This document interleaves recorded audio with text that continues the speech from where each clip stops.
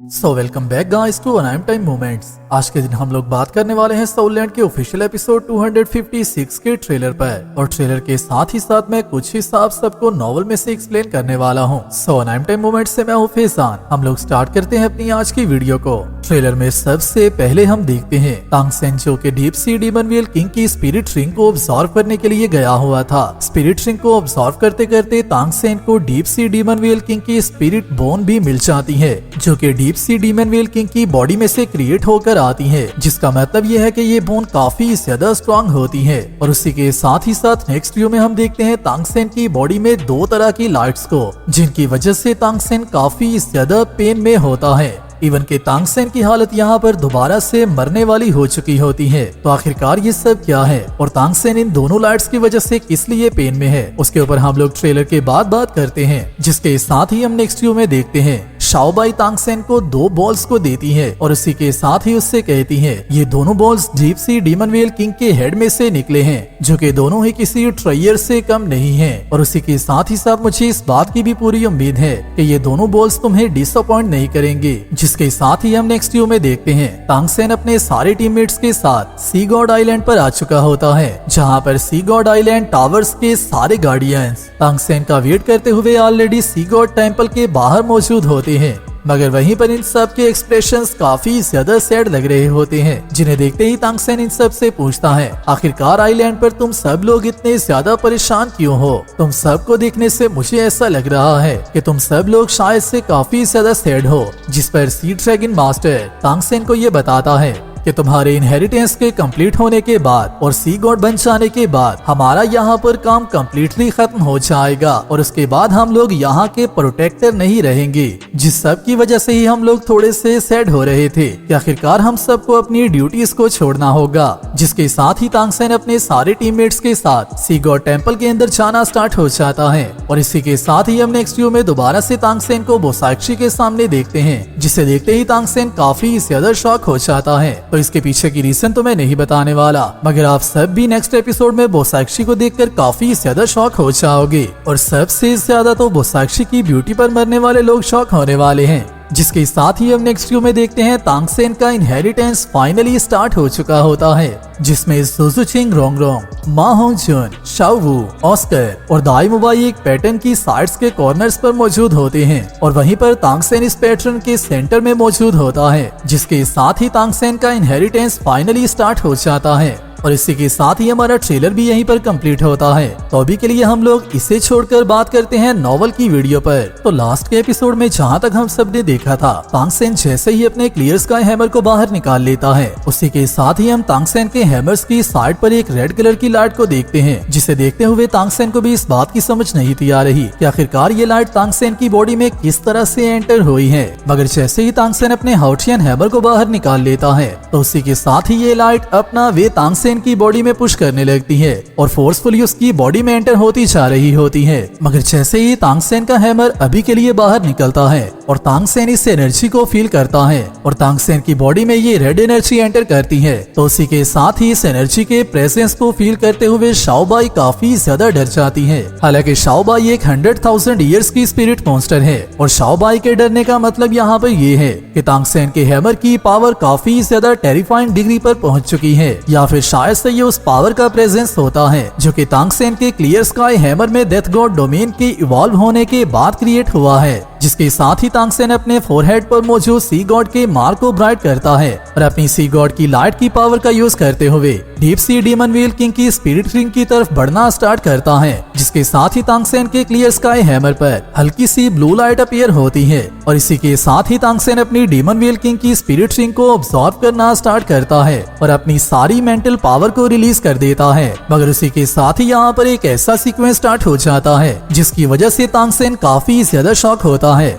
वही red light जो कि अभी कुछ देर पहले ही तांग सेन की बॉडी में एंटर हुई थी, वो ऑटोमेटिकली तांग सेन की बॉडी से रिलीज हो जाती है और बिना तांग सेन की बॉडी के कंट्रोल के वो सारी रेड लाइट ही तांग सेन के हैमर की साइड्स पर अपीयर हो जाती है और तांग सेन का हैमर उस सारी रेड लाइट के अंदर रैप हो जाता है, जिसकी वजह से सी गॉड की लाइट जो कि तांग सेन के हैमर पर अपीयर हुई थी वो भी वहां से ऑटोमेटिकली रिमूव हो जाती है, जो देखते ही तांग सेन काफी ज्यादा शॉक होता है और उसी के साथ ही सोचने लगता है आखिरकार ये सब क्या हो रहा है। अभी अभी जो रेड लाइट मेरे क्लियर स्काई हैमर में अपीयर हुई है उसने सी गॉड की लाइट को कम्प्लीटली रिजेक्ट कर दिया है। मगर इससे पहले कि तांगसेन इसकी किसी भी कंक्लूजन पर आए, तांगसेन की अपनी रिंग को ऑब्जर्व करते हुए यहाँ पर इंटेंस पर्पल लाइट रिलीज हो जाती है जो कि deep sea demon whale king की एनर्मस बॉडी में से निकल रही होती है और उसी के साथ ही एयर में आते ही स्पिन करना स्टार्ट कर देती है और उसी के साथ ही ये लाइट एयर में आते ही अपनी साइड्स पर एक व्हील पूल को क्रिएट करती है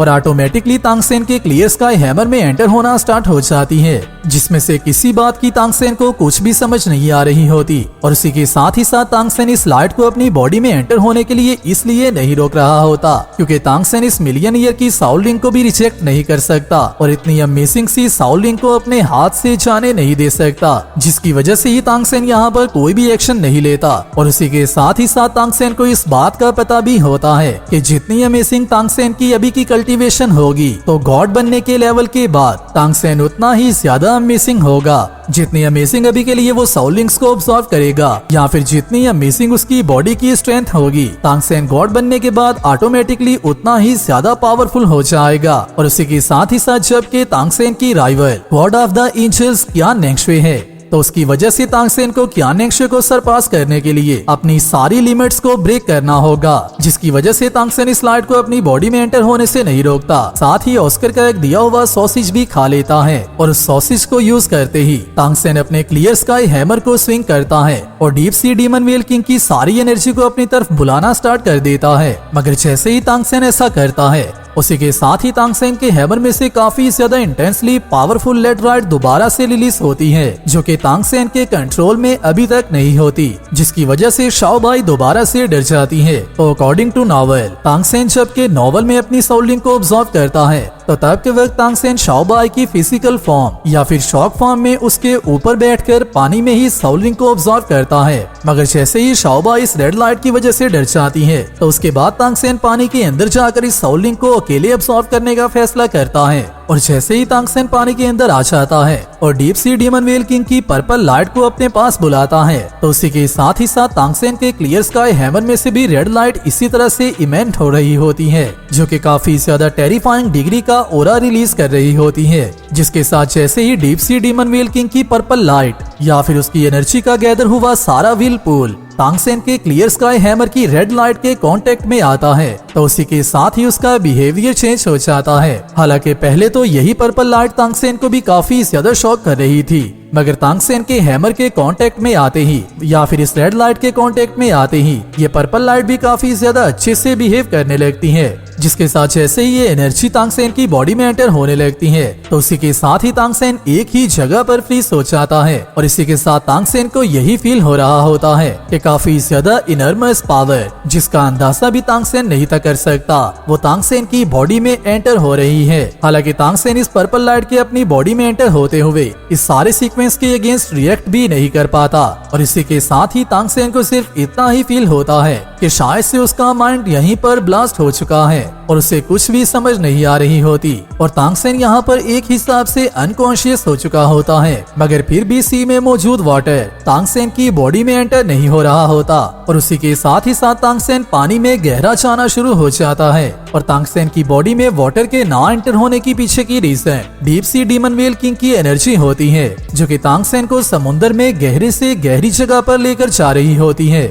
मगर जैसे जैसे तांगसेन पानी के ज्यादा नीचे जा रहा होता है उसी के साथ ही तांगसेन को यही फील हो रहा होता है कि उसकी साइड्स पर मौजूद लाइट कम से कम होती जा रही है, मगर वहीं पर उसकी बॉडी में मौजूद पावर पहले से ज्यादा वायोलेंट होती जा रही है और ये सारी सिचुएशन तांगसेन के हाथ से बाहर होती जा रही है क्योंकि पहले ही साउल रिंग को ऑब्जर्व करने का प्रोसेस ही तांगसेन के कंट्रोल से बाहर था, मगर अभी के लिए सिचुएशन और भी ज्यादा खराब होती जा रही होती है और अभी के लिए तांगसेन की बॉडी में टोटल 3 एनर्जीज गैदर हो चुकी होती हैं, जिनमें सबसे पहली एनर्जी सी गॉड की एनर्जी होती है। सेकंड पावर वो होती है जो कि रेड कलर की अभी अभी तांगसेन की बॉडी में एंटर हुई होती है और third energy deep sea demon whale king की एनर्जी होती है। जो कि सारी ही आपस में फाइट करना स्टार्ट कर देती हैं। और उसी के साथ ही साथ रेड कलर की लाइट जो कि अभी अभी ही तांगसेन की बॉडी में एंटर हुई थी, वो तांगसेन की हैमर की साइड्स पर और भी ज्यादा कंडेंस्ड होती जा रही होती है। हालांकि इस सब के बारे में तांगसेन को कुछ भी पता नहीं होता,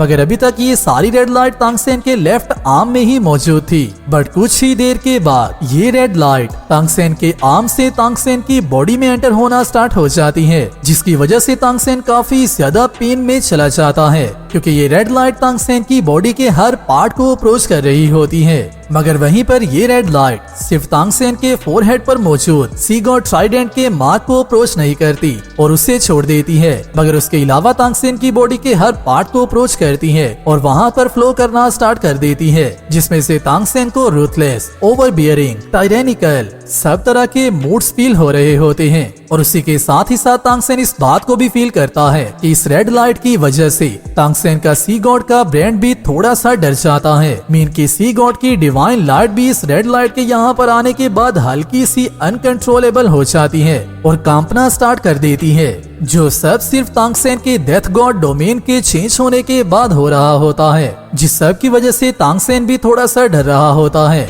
मगर उसी के साथ ही तांगसेन की यही रेड लाइट दोबारा से ट्रांसफॉर्म होती है और उसी के साथ ही तांगसेन की बॉडी में मौजूद सारी स्पिरिट बोन्स में एंटर होना स्टार्ट हो जाती है, जिसकी वजह से तांगसेन दोबारा से काफी ज्यादा शॉक होता है, क्योंकि जैसे ही ये रेड लाइट तांगसेन की बोन्स में एंटर होती है तो उसी के साथ ही तांगसेन को ऐसा ही फील होता है कि उसकी बोन्स की पावर काफी ज्यादा टाइम्स राइज हो चुकी है। इवन के पावर की वजह से ही उसकी बोन्स एक्सप्लोड भी हो सकती हैं और ये पावर तांगसेन के लिए इतनी ज्यादा होती है कि इवन इसकी वजह से तांगसेन की बॉडी इंजोर होना स्टार्ट हो जाती है, जिसकी वजह से तांगसेन के माउथ से ब्लड भी निकलता है। मगर जैसे ही ये ब्लड तांगसेन के माउथ से बाहर निकलता है तो उसी के साथ ही वापस तांगसेन की स्किन के साथ रीअटैच हो जाता है, जिसका मतलब ये है कि तांगसेन के ब्लड का एक भी ड्रॉप जाया नहीं होता और इसी पेन की वजह से तांगसेन इवन मरने की हालत तक आ जाता है। तो आखिरकार ये रेड लाइट क्या है, इसके बारे में तो हम लोग आने वाले टाइम में ही बात करेंगे। मगर अगर आप लोग किसी भी सीरीज की इस तरह की डीप एक्सप्लेनेशन वाली वीडियोस को देखना चाहते हो तो उसके लिए आपको इस चैनल पर 50K सब्सक्राइबर्स को कंप्लीट करना होगा, जिसके बाद ही मैं नॉवल के चैनल को क्रिएट करूंगा और वहां पर हम लोग नॉवल के एक एक पैराग्राफ को कम्प्लीटली रीड करते हैं। सो आज की वीडियो को मैं यहीं पर कंप्लीट कर रहा हूँ। वीडियो अच्छी लगी है तो वीडियो को लाइक कर दो और नेक्स्ट आने वाली वीडियो के लिए चैनल को सब्सक्राइब लाजमी कर लेना। मैं मिलता हूँ आप सबसे नेक्स्ट वीडियो में, तब तक अपना और अपने प्यारों का ख्याल रखियो।